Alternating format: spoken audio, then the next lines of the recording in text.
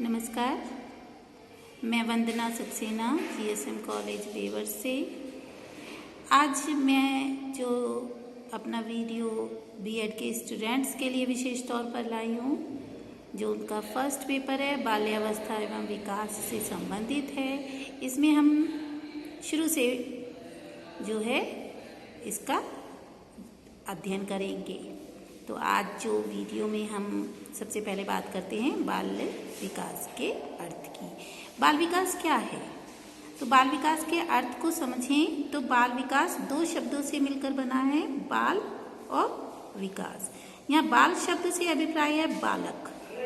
अब ये बालक आप सोचेंगे कि कितना बड़ा है, तो यहाँ पर बालक जो है किसी उम्र नहीं बल्कि अजन्मा यानी गर्भ से लेकर परिपक्व उम्र तक के बालक से यहाँ पर इसका अभिप्राय है। विकास क्या है? विकास परिवर्तन की एक प्रक्रिया है, परिवर्तन की श्रृंखला है जिसमें परिमाणात्मक और गुणात्मक परिवर्तन दोनों ही शामिल हैं। इस प्रकार बाल विकास का अर्थ देखें तो बाल विकास का अर्थ हुआ बालक का सर्वांगीण विकास। तो बाल विकास की प्रक्रिया में बालक का शारीरिक, संज्ञानात्मक, भाषागत, संवेगात्मक, सामाजिक, बौद्धिक जितने भी हैं वो परिवर्तन सब क्या कहला रहे हैं? विकास। और बालक के अंदर हो रहे हैं, इसलिए वह बाल विकास कहलाता है। बाल विकास की परिभाषा अगर देखें तो उसमें सबसे अच्छी है, जो उपयुक्त बैठती है, वह मुनरो की देखिए। परिवर्तन की वह श्रृंखला जिसमें बच्चा भ्रूणावस्था से लेकर प्रौढ़ावस्था तक गुजरता है, विकास कहलाता है। ये मुनरो का एक मनोवैज्ञानिक है, वो मुनरो ने कहा है कि यदि बाल विकास के अर्थ को समझिए तो परिवर्तन की वह श्रृंखला है जिसमें बच्चा भ्रूणावस्था से लेकर प्रौढ़ावस्था तक गुजरता है। स्टूडेंट्स, विकास जो है वो प्रगति का मानदंड है, यानी प्रोग्रेस हो रही है या नहीं, इसका बताता है कि ये धनात्मक भी हो सकता है और ऋणात्मक भी। और इसका आरंभ शून्य से होता है, क्योंकि शून्य से नीचे जाएंगे तो वो ऋणात्मक हो जाएगा, ऊपर जाएंगे तो वो धनात्मक हो जाएगा। इसलिए हम इसका आरंभ कहाँ से मानते हैं? शून्य से मानते हैं। इसमें जो प्रश्न आएंगे आपके वो OMR बेस्ड होंगे। तो OMR बेस्ड के लिए आपको बहुत छोटी छोटी बातों का विशेष तौर पर ध्यान रखना है। इसके लिए आपको परिभाषाएं बिल्कुल अच्छे से पता होनी चाहिए कि बाल विकास की कौन सी परिभाषा किस मनोवैज्ञानिक की है। तो कुछ परिभाषाएं मैं आपको नोट करा देती हूँ। पहली है बाल मनोविज्ञान बालक के व्यवहार एवं अनुभव का विज्ञान है। देखिए, बाल मनोविज्ञान यहाँ पर शब्द है और जबकि हम लोग यहाँ बाल विकास शब्द का प्रयोग कर रहे हैं, तो बाल विकास बाल मनोविज्ञान का ही क्या है, एक जो प्रगति सूचक अर्थ से इन्होंने लिया है। पहले जो मनोविज्ञान की शाखा थी वह बाल मनोविज्ञान, जिसमें हम बालक के व्यवहार का अध्ययन करते थे, वो बाल मनोविज्ञान कहलाती थी। यही आगे चलकर बाल विकास शब्द में आ गई है। तो जब स्किनर ने इसकी परिभाषा दी तब यह बाल मनोविज्ञान शब्द से जुड़ा हुआ था। तो बाल मनोविज्ञान बालक के व्यवहार एवं अनुभव का विज्ञान है। ये परिभाषा किसकी है? स्किनर की। आपको इसको याद रखना है। दूसरी परिभाषा लिखा देती हूँ। बाल मनोविज्ञान वह विज्ञान है जो व्यक्ति के विकास का वैज्ञानिक अध्ययन कर्म काल से किशोरावस्था तक करता है। ये परिभाषा किसकी है? क्रो एंड क्रो की। अब मैं फिर पुनः कह रही हूँ, आपको एक एक परिभाषा बिल्कुल अच्छे से याद रखनी है, क्योंकि इन्हीं परिभाषाओं से आपको प्रश्न आ जाएगा कि उदाहरण के तौर पे बाल मनोविज्ञान वह विज्ञान है जो व्यक्ति के विकास का वैज्ञानिक अध्ययन कर्म काल से किशोरावस्था तक करता है।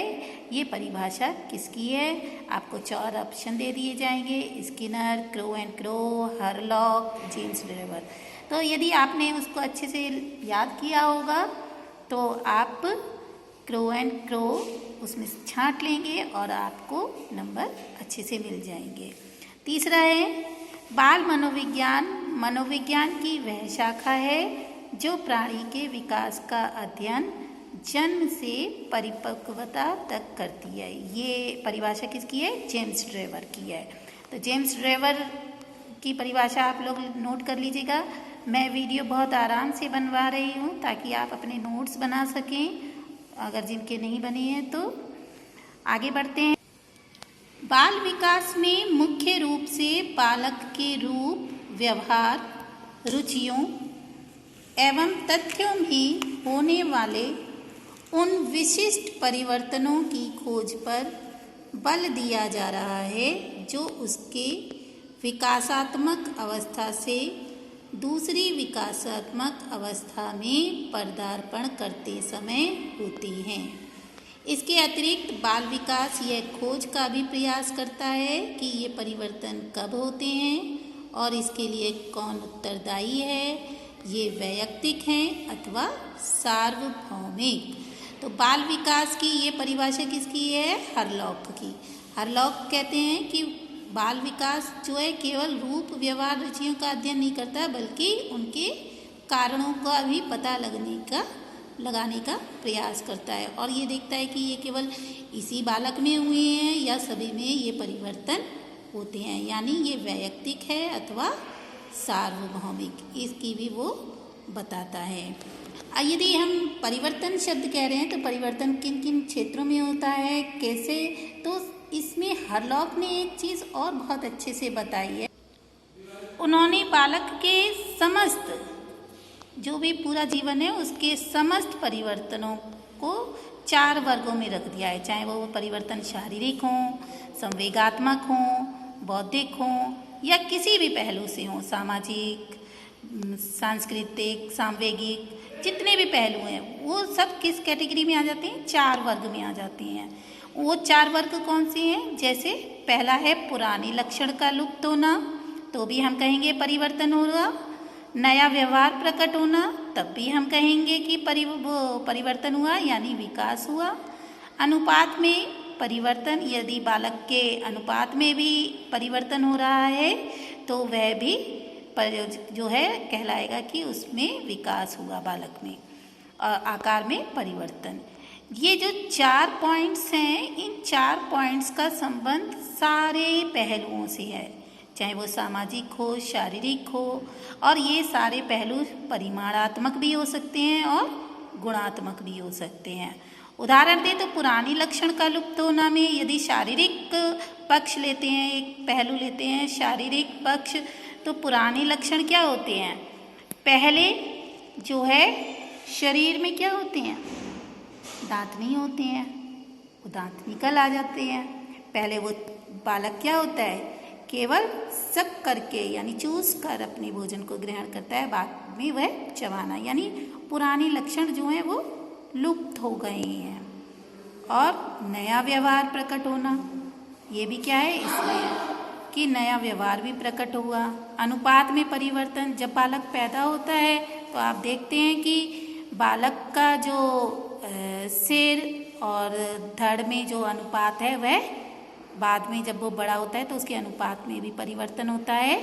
आकार में परिवर्तन, यही इसमें भी शामिल है कि यदि शारीरिक पक्ष देखें तो पहले छोटे से होते हैं, फिर बाद में आकार में परिवर्तन हो जाता है और वह बड़ा हो जाता है।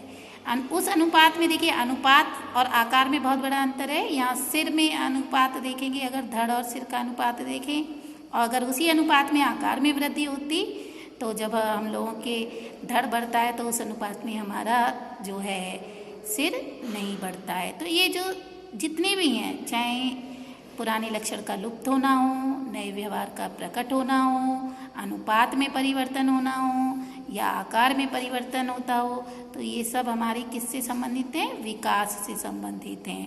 तो ये एक प्रश्न आ जाता है कि ये सब किसने दिए हैं? तो हरलॉक ने। कितने वर्गों में रखा है? तो 4 वर्गों में। इस तरीके से आपका ये OMR बेस्ड जो है पेपर आता है। बहुत थोड़ा सा इसको डीपली पढ़ना पड़ता है। अब अगले वीडियो में मैं आपको इसके उद्देश्य के बारे में, कि बाल विकास के अध्ययन के उद्देश्य क्या रखे गए हैं, इनके बारे में बताऊंगी, और इसके अलावा बाल विकास की अवस्थाओं का भी वर्णन करूंगी। तब तक के लिए जो है धन्यवाद। और फिर मिलेंगे अगले वीडियो में।